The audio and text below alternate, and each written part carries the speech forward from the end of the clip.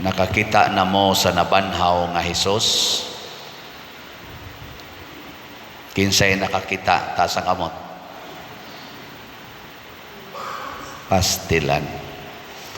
Kaluoy sa mga nanimba karon. Ambot apil bakang mga online parishioners nato. Si Maria Magdalena nakakita ni Hesus dili tungod sa iyang mata nga tawhanon. Nakita na niya si Hesus sulod sa iyang kasing-kasing, ang iyang pagtuo, ang mata sa pagtuo. Mautong pagkawagtang ni Hesus diha sa mata niya nga tawhanon, iyang gipangita sa Hesus ginamit ang mata sa pagtuo. Kita nakakita ta ni Hesus sa mata nato. Kada gid nato kalawat, kada isas pare panahos misa nga kini ang kordero sa Dios, purtisan natong luhod-luhod nya wa day kakita. Okay, lingi ay mong tupad. Ina ka nang musimba ka, kakita ka Ginoo. Pangutan na ba? Luoy kay kagwa ka kakita oy. Portig yung luoy ah. Sunan ka nang sigitag isa, luhod pata kay Ginoo na. Nya ang pari muduol pa gyud inig pangalawat, inig-ingon pa gyud lawas ni Kristo. Amin. Gikaon pa gyud nato, wa ra nato nakita, gikaon pa gyud, gikuptan pa gyud pare. Pero ngano man nga mura magway nahitabo. Ngano man kay buta ang atong kasing-kasing. Ang ato rang mata nakakita, pero ang kasing-kasing wa motuo. Sige, kaduhang lingi. Nituo ka kana inig kalawat nimo Ginoo na imong gikaon. Awa di bawa magi mulingi ang uban. Wa mulingi. Sige palingi, oy, sig palingi, ana pa ang unahon. Mo gina siya, palingi-lingi onta. May na lang nang makalingi pa mo, tanawag maparalyze mo. Di ba mangandoy gin mo bisag usa na lang kalingi dire, lipay na kay kastanan. Karon ako mong gipalingi-lingi diha, mura mo mahiubos. Pero tanawag maparalyze, di ba ang kanang therapist, so punayan mo gana-ana, punayan mo gana-ana. Ana, di na ka gusto muling magsinga, ay, lingi on jud ka kay buang ning kuana kana ganing sana ugata ato ning palingi-lingion. May nang musugod morog lingi-lingi. Ngay kana be? Look to your right, look to your left, and say hi. Oh na siya. Daro daghan na ba kay karon kana mga kuan inyong mga anak, labi na mga bata-bata pa, abisan ganig dagko na, gatutok ra gid sa cellphone, di na gyud ka maong mulingi og naabay hugasan, naabay labhanan, naabay hipusonon. Hain ang akong mama, hain na akong papa, hain akong igsoon, di na kalingi, siging tutok anang cellphone. Luoy kayo. Ting luoy ah. Nakaron nganong nagpakita man si Hesus human siya nabanhaw? Tungod kay gusto niyang mahimutang magsasangyaw sa pagkabanhaw. Mahimutang apostles, witnesses, preachers sa iyang resurrection. Kay karon ang mga tao naguol na gyud kaayo tungod aning kamatay, perting pinatyanay karon, patay nga gikas gubat, patay gikan aning mga kalamidad, patay gikan aning mga sakit, cancer, kidney failures, bisag unsa na lang nga kuan mga kamatay. Sige na yung patay, mga batanon, arang-arang pang tiguang kay dugay mamatay. Karong panahon na, arang-arang ang tiguang ay kanang niabot ang mga 80, 90, dugay kay mamatay. Sige lang higda. Pero luoy sad kay di na sad hapit kalakaw. Na nasa mga batanon, paspas kay mo lakaw, kusog pa kay mo padagas motor, abot sa unahan, tikwahaw lang mamatay kay mabangga man. Labi na mga motor karon mga buangon kay tanan mo padagan, mga dagko pa kay mga motor, purti pang mahala, mudagan anang karsada, murag yung silay hawd, love, trill, ubertika na mga sakyanan, mahakugang lang ta, purti pag yung kusugag mga tingog, muragog magisi atong dunggan niya lipay kay sila ana. Wag sila maghuna-huna unsay mahitabo. Mo counter flow bisag likuan. Sige yung overtake mo na diya Trans Central Highway. Porting daghanang nangamatay na diha ana mga daan ng dagkong motor. Ang uban wa pa kabangon hangtod karon. Gibutangan pag crutches, gibutangan pa og mga sumpay nga mga stainless ang mga bukton, mga tiil kay nga fractured tungod ang ilang dagandagan anang motor, anang daan. Portig yung daghana nang nangamatay. Magdidit sa kabit, patay lang gyapon. Sige, lingay mong tupad na posible na kang mamatay karon na. Niya hadlok kay tana, hadlok kayo. Kay wa man ta mo tuo, wa naman sad kayo nagsangyaw nga naa di ay pagkabanhaw. Nga wa di ay kamatayon nga tinud-anay dinhis kalibutan. Why tinud-anay nga kamatayon dinhi? Ang tinud-anay nga kamatayon nga mo'y kuyaw kayo kadtog yung impierno nga gitawag og second death nga ana sa Book of Revelation chapter 20. Ang linaw nga kalayo nga mo'y impierno gitawag og ikaduhang kamatayon. Gatuo kita nga kanang inig kamatay na to dinhi impas muna likay gyud, likay inom gyud anang mga food supplement aron di gyud mamatay, di masakit. Magikoy kaila sige inom og coke wa gyud mamatay. Mao pay ipamahaw paniud to panihapon ang coke ambot di ba kana mukalit lang sa kamatay. Pero sakdi lang. Enjoy man sad. Coke is life man kuno. Ambot lang tinuod ba na perti man daghana ako mga igagaw nangamatay sa sige inom ng soft drinks. Pero na sa uban wa mamatay.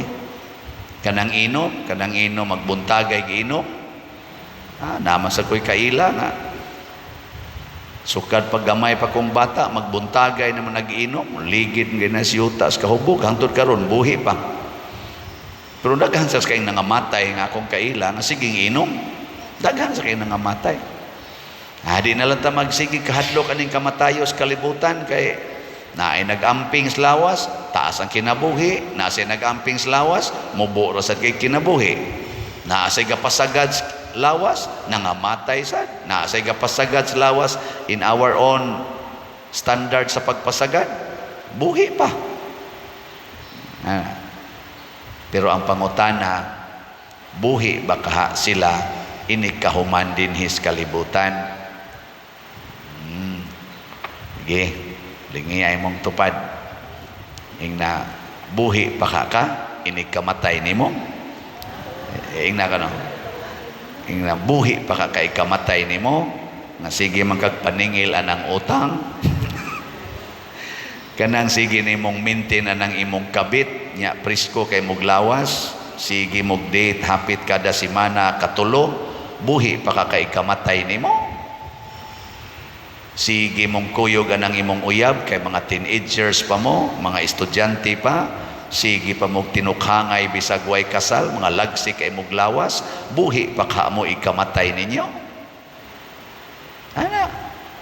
Sige kang tigom anang imong mga alahas, sudong anang imong mga alahas kada adlaw kay pertigyong ninduta tan-aon, sukod-sukod nga risliog nga riaring bracelet, dagko kay mga lusok ang imong bulawan, pero daghan kay kag gipaantos tungod anang imong 5-6. Sige kag patanto anang kwarta, buhi pa ka inikamatay nimo. Ana. Sige kag pangural na imong balay, secured kay imong mga tanom, tambok kay imong mga tanom, dagko kay mga bunga, wa ginikuha kay imong mang pusilon basta mosuod sa imong kural. Buhi pa ka inig inig kamatay nimo.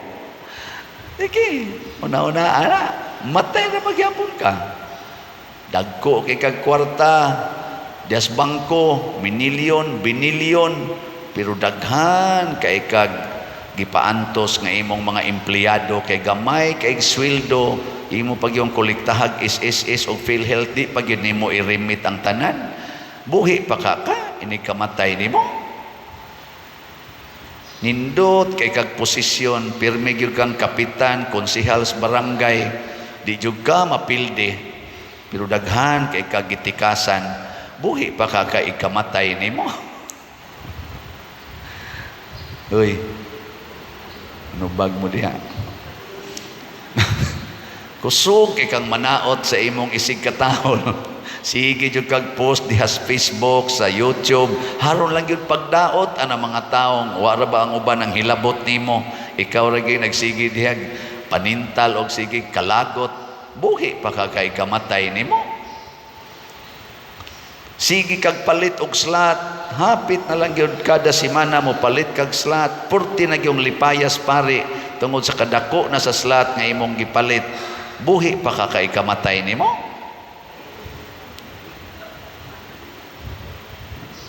Sige kag baligya ang slot, imo ginang gitigom ang slot nya imong gipatukod og kumbinto og uban pa diha. Buhi pa ka kay kamatay nimo. Sige kag tabang anang mga kabos, hatag anang mga hinabang anang naa mga masakiton, imo pa ganing patukurag balay ang mga way balay. Buhi pa ka kay ikamatay nimo. Hapit na kaway bugas kay imo yung unahon pagtabang ang imong mga silingan, hangtod wa na lang nimo mapa-eskwela gani ang imong mga anak kay sige mog tabang anang mga silingan ninyo diha. Buhi pa ka kay ikamatay nimo. Na kani mga pangutanaha ba mao ni nindot. So si Maria Magdalena naaaning maong kasing-kasing, nagpangita sa Ginoo, wa magpangita sa iyang kinabuhi, wa siya mahadlok nga muduol ngadto sa mga gwardiya nga maoy ni palit ani patay ni Hesus. Iyang giduol, hain man yo gitaguan, hain man yo gitaguan ang Ginoo, bahala nagmamatay siya.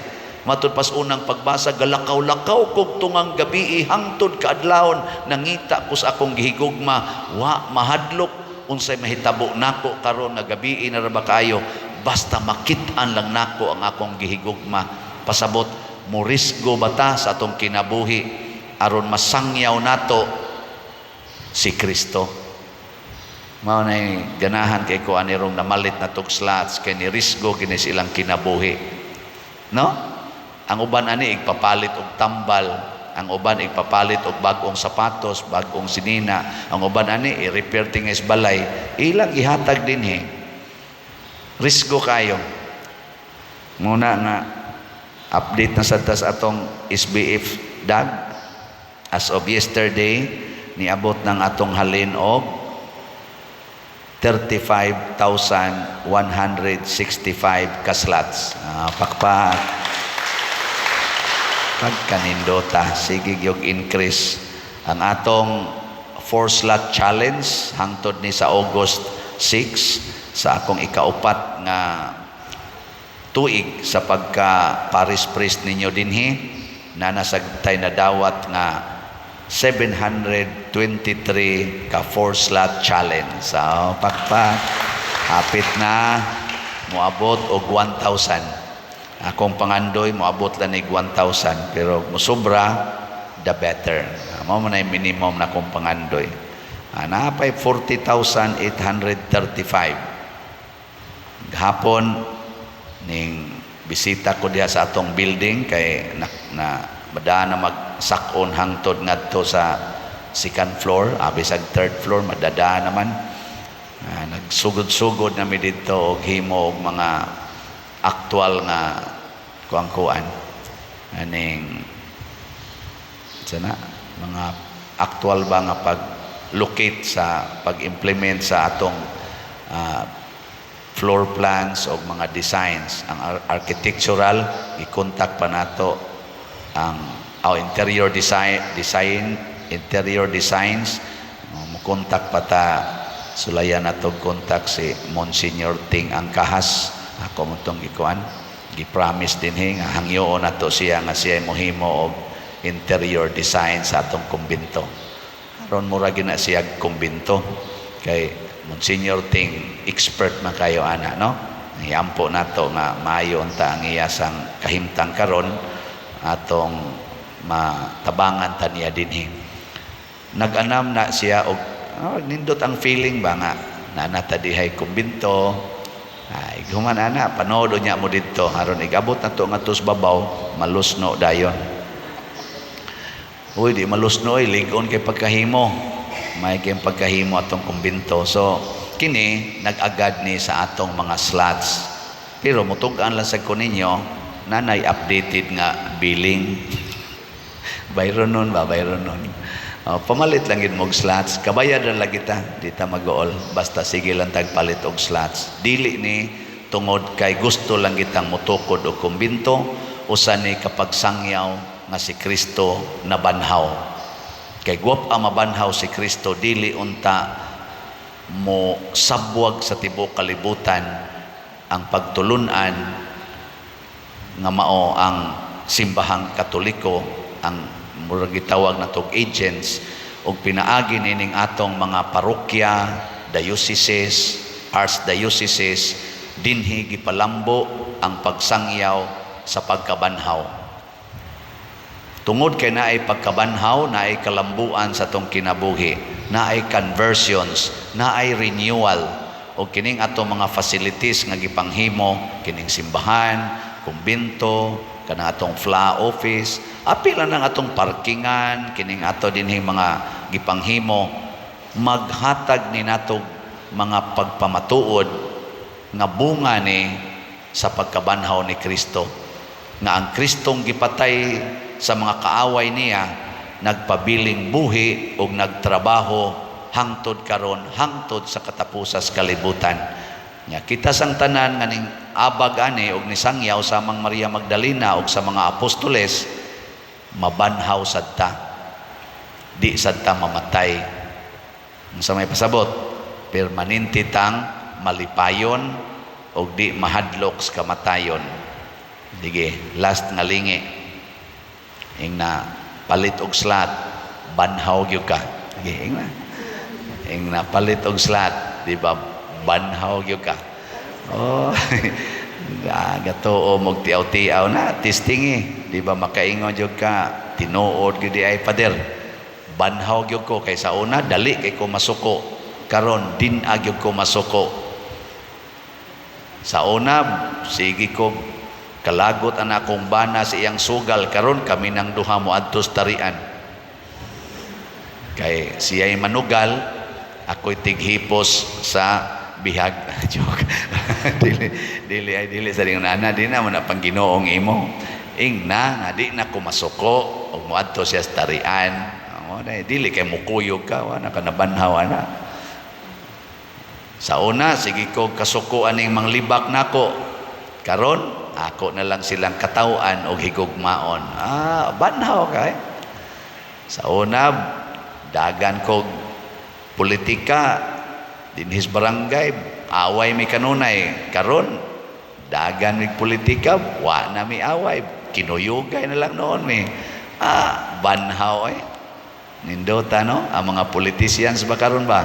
Magkuyog na, nya, magsige nag-smile, nya inigumag kumpanya, kuha dayog mga lampas, manglimpyo des kalsada, kuyog ang tanang kandidatos kapitan o sa mga barangay, manglimpyo anang kanal, mukuyog pati kong panglimpyo.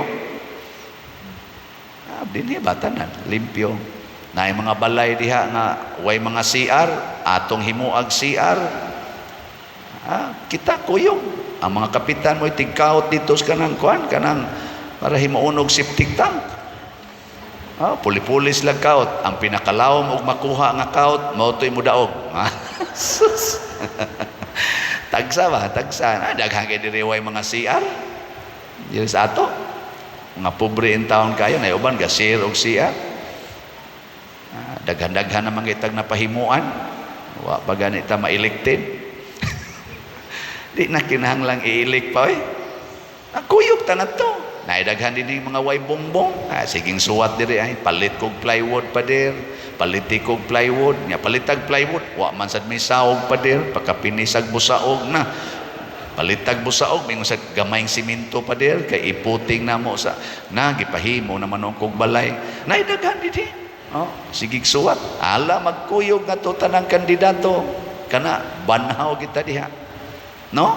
Kaysa magsigig away, sigig dinautay, sigig hisgot anang mga apan, mura ra bagyo kinsay way apan nga pulos man ta mga apan-apan. Nobody is perfect, but nobody is perfectly evil. Timan ina, nobody is perfect, but no one is perfectly evil. We are always the image and likeness of God. Ang atong tan-awon, ang goodness, ang nabanhaw ug ang mabanhaw pa nga Kristo diha sa atong isig katao ay pagsigsaway anang buling nila kay utro sa nang naong nimo bulingon, ay pagsigsaway anang ilang mga bati kay basig mas daghan pang bati nga naa nimo. Mas may pag magkuyog na lang tang mga bati kay makita pa ang atong nindot. Mas may pag magtinabangay na lang tang mga buangon kay basin pag mahimo tang mga buutan. Di ba? Mao nay pagkabanhaw, mao nay presensya sa Ginoong nabanhaw. Nindog na ta mga banhawonon.